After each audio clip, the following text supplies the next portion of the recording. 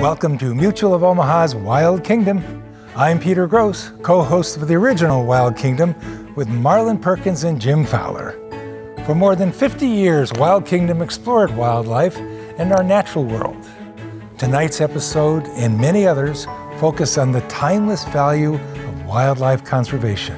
Wild Kingdom played a critical role in changing public attitudes about the importance of animals for the health of our planet and our own quality of life. We challenge viewers to learn about animals and get involved in conservation in their local communities. That call to action resulted in more visits to local zoos, nature preserves, and even observing animals in their natural habitats. And that connection with animals benefits all of us in the Wild Kingdom. So sit back, relax, and enjoy Mutual of Omaha's Wild Kingdom right here on RFD-TV. Mutual of Omaha's Wild Kingdom is presented by Mutual of Omaha, people you can count on.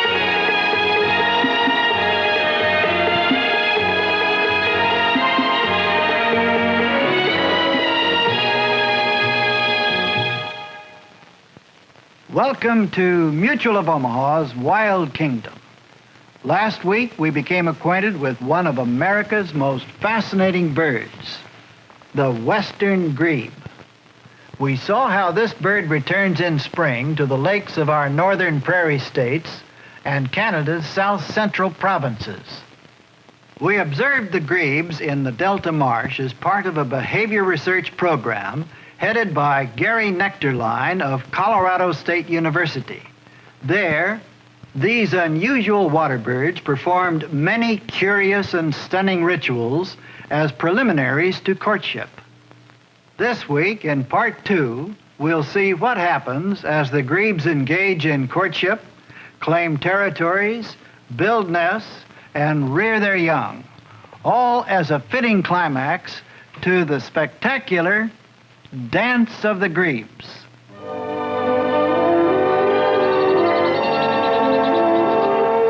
There is no better time than late spring or early summer to see the wildlife of North American marshes, such as here in the Delta Marsh.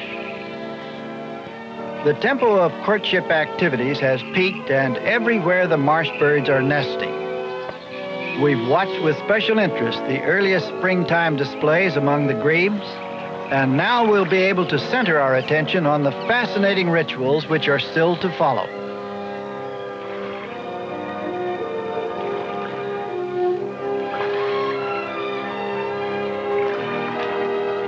Although much of the marsh wildlife can be observed nicely from a canoe, the grebes are much too wary for this sort of approach. The best way to get close to them is in blinds disguised as muskrat houses. They're used extensively by Gary Nectarline, Colorado State University graduate student, to aid him in his research.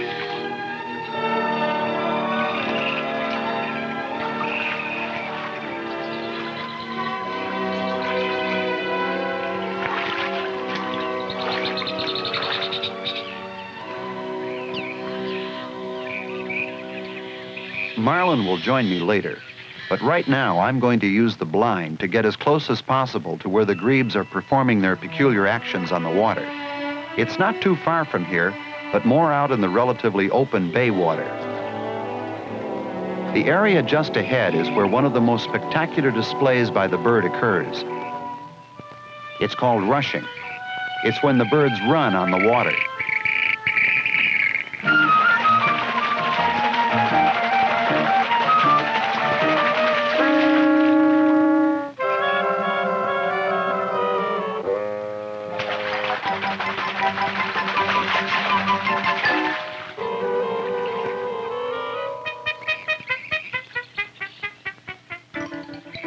This awe-inspiring spectacle is preceded by a display called the dip shake, an aggressive action when the birds dip their bills, shake them, then explode into the rush.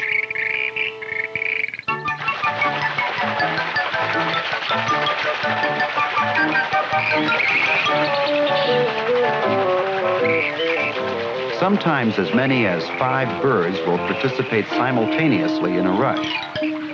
Immediately after the rush, when 2 or more of the rushing birds are males, they will surface and begin barging. That is, swimming high on the surface with breast plumage exposed. While barging, a male and female may separate for further displaying by themselves.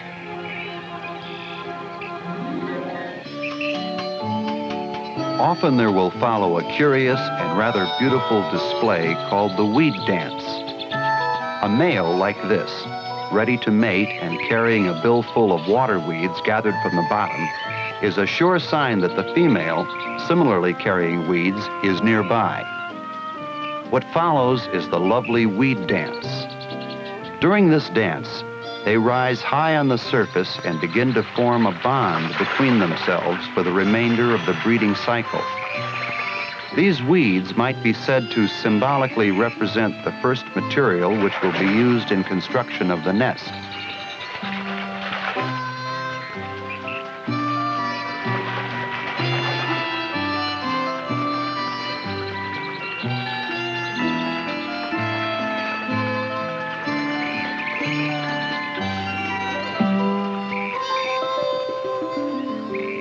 Following the weed dance comes one of the final courtship displays of this sequence. It's called the bob preen. During this display, they bob their heads and preen their plumage together. These actions may not only be synchronizing their movements, but also their reproduction drives.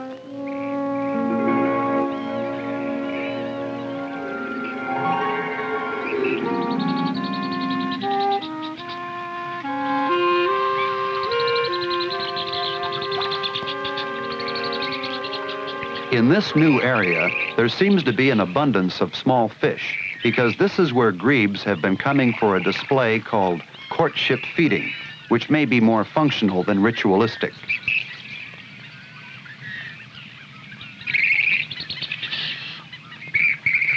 Having caught a fish, the male grebe calls his mate. She begs, then accepts his gift and devours it. There is some basis for believing that the male, in giving her many fish, keeps her from expending energy in hunting. This could aid in development of eggs. Such offering and acceptance of fish is always indicative of a well-established pair.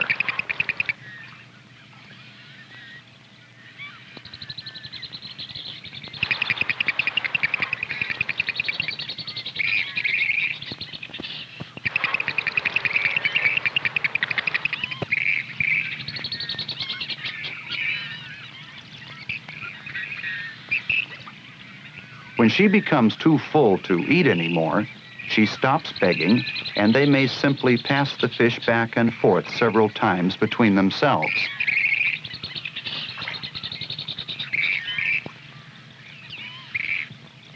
Paired birds become highly antagonistic toward any other grebe which may approach, however innocently.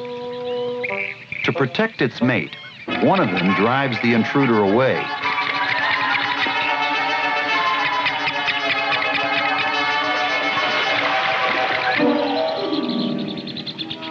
We'll continue observing these birds after they've built nests and hatched their eggs. This will add much to our knowledge of the life history of the western grebe.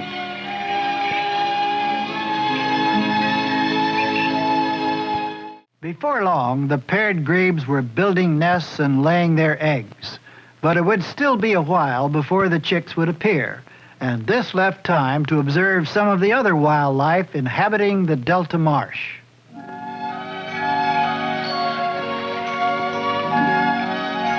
There is a greater variety of wildlife to be seen here near the edge of the marsh than farther out in the bays where the western grebes are nesting. Closer to shore like this, the cattail reeds become very thick, and only a few channels allow canoe passage.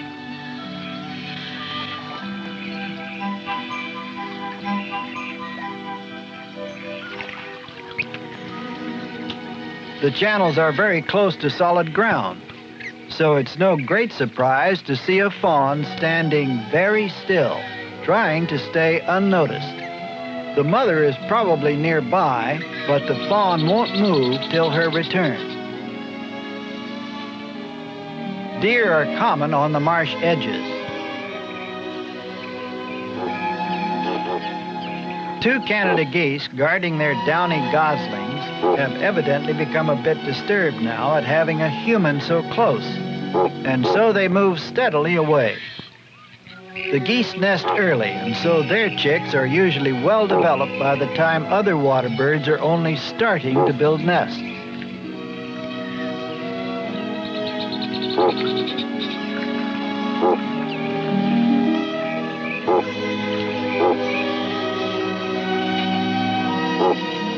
It's not likely I'll see these geese again today, but there will almost certainly be other marsh wildlife encountered here in the shallows.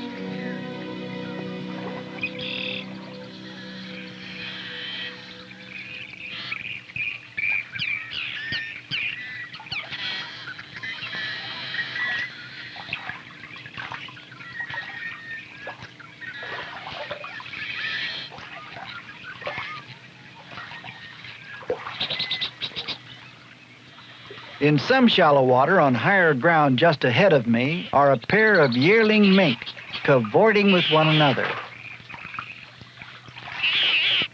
They're generally very shy and quick to avoid any contact with humans, but I'm not noticed because they're too intent on their own playing at the moment.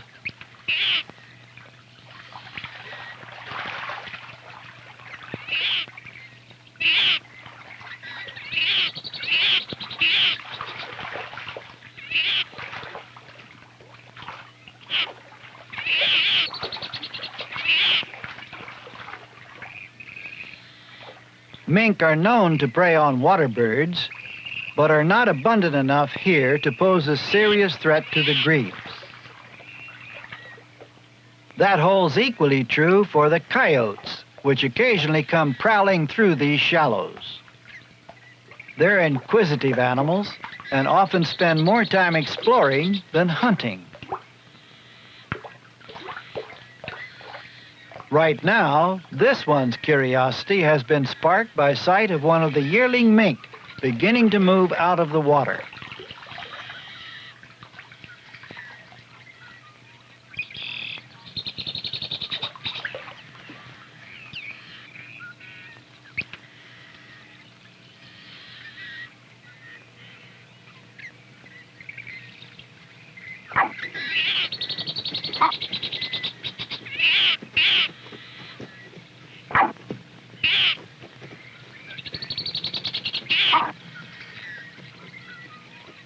The mink has gotten away and now rejoins his companion in the water.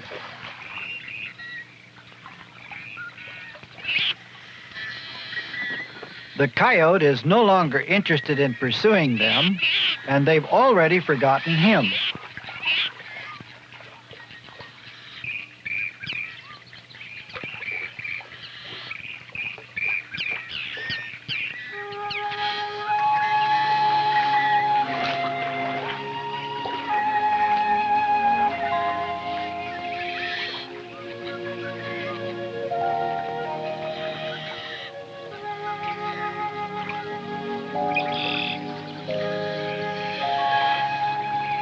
It hasn't been necessary to travel very far before encountering a couple of more common of the Delta marsh predators, a red fox and a striped skunk.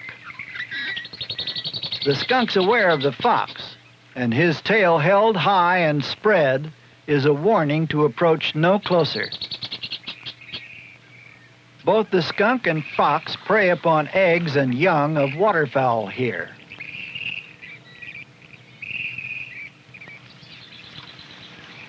The skunk's not interested in the horned grebe, swimming past a short distance away, but the grebe fears the potential danger to her nest and eggs. The skunk, however, is leaving the area. The nest is nearby, but approach is cautiously made. taking advantage of heavy cover. It's rare to find a horned grebe nesting in the marsh. Unlike western grebes, they usually prefer nesting on the edges of small ponds. One of this horned grebe's 2 eggs was undoubtedly laid only a short while ago, since its shell still retains a bluish-white translucency and is not yet nest-stained.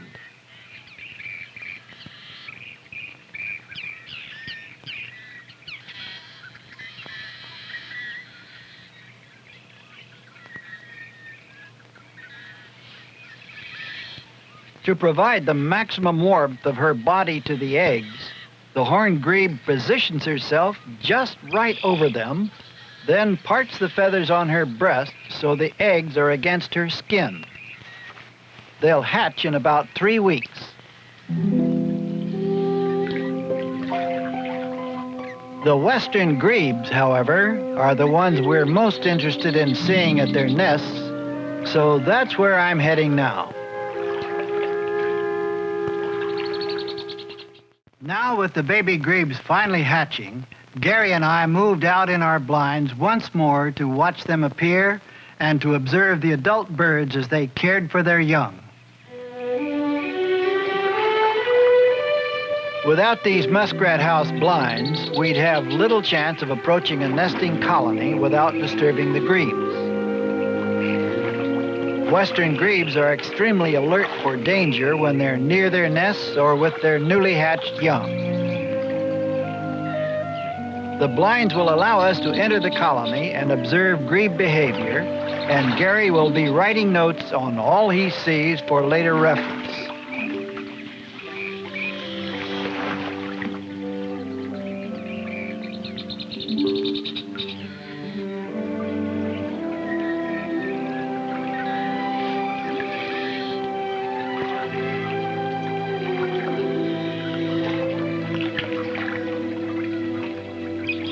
Sometimes, because of the mucky bottom of the marsh, the going is slow and difficult, but it's well worth the effort.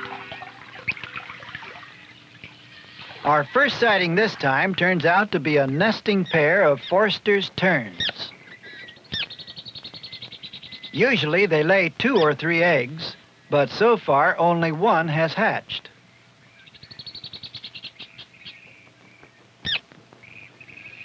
Forster's terns will often nest in proximity to grebes, and it's not unusual to find mixed colonies of them in nesting areas.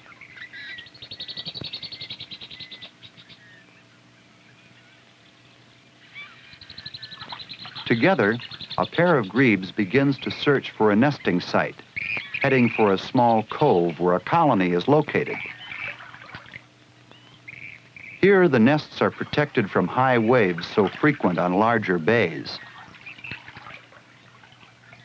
Another pair has almost completed their nest. Both birds participate in nest building, and both share with incubation.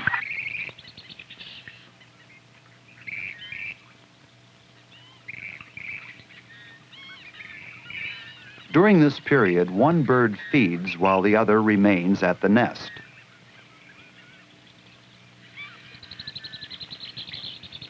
As with the horned grebe, the western grebe eggs hatch in about 22 days. Ordinarily, these western grebes lay 3 or 4 eggs at 1 or 2 day intervals. Rarely are eggs left untended, with the exception of those times when the birds are exchanging incubation duties. One interesting aspect about the grebe chick is the bare patch of skin on its head. Normally it's pale in color like this one, but it gets quite red if the chick becomes excited.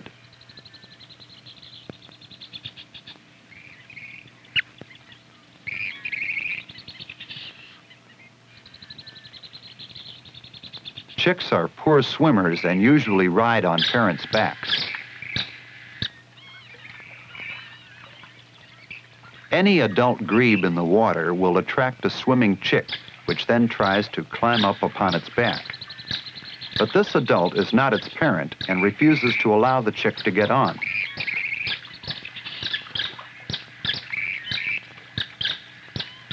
chick is excited, and so the spot on his head turns red. Hatchling grebes are unable to recognize their own parents, but attracted by the peeping, the parent bird approaches.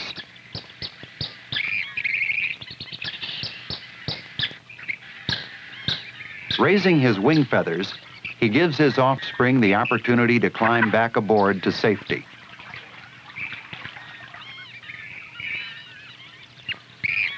Cooperation between parents is essential for survival of the young. Rarely do adults dive while carrying chicks. One parent holds them while the other catches fish and feeds them. Periodically, the parents switch jobs. Right after hatching, the chicks instinctively climb upon the parent.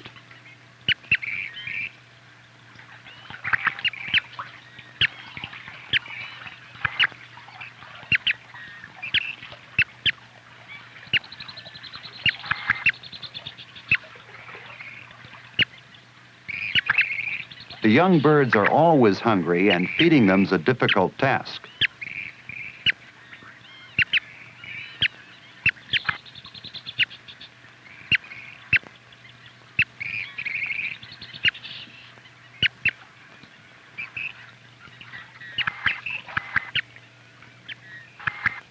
While there are eggs in the nest yet to hatch, the parent birds remain in the nest area and continue to incubate them. But as soon as the final egg hatches and the young grebes are safely resting on the back of one of the parents, the adult birds abandon their nest, leave the grebe colony, and head out to the open bays, never to return.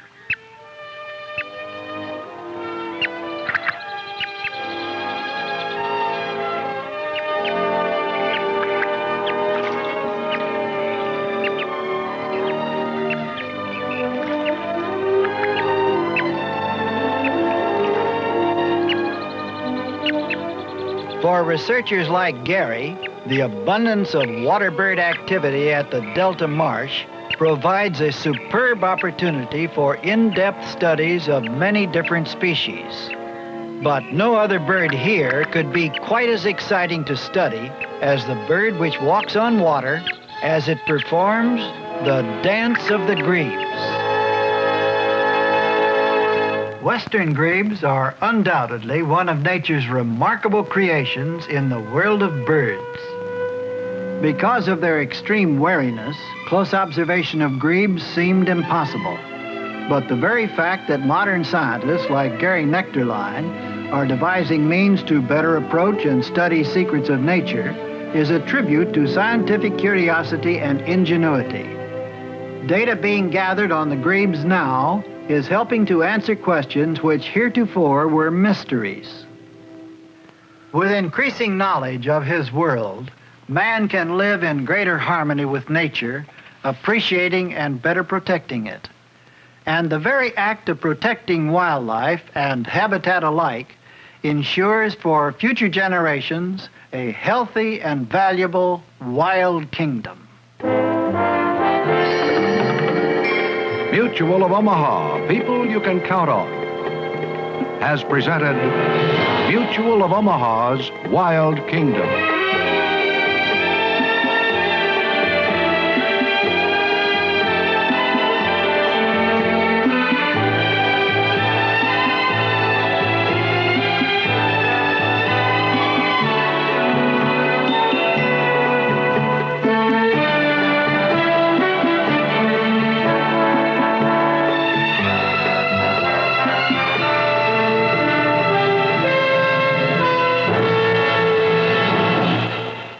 Mutual of Omaha, helping people find Medicare solutions for over 50 years. To learn more about plan options or how to protect your kingdom, contact us today.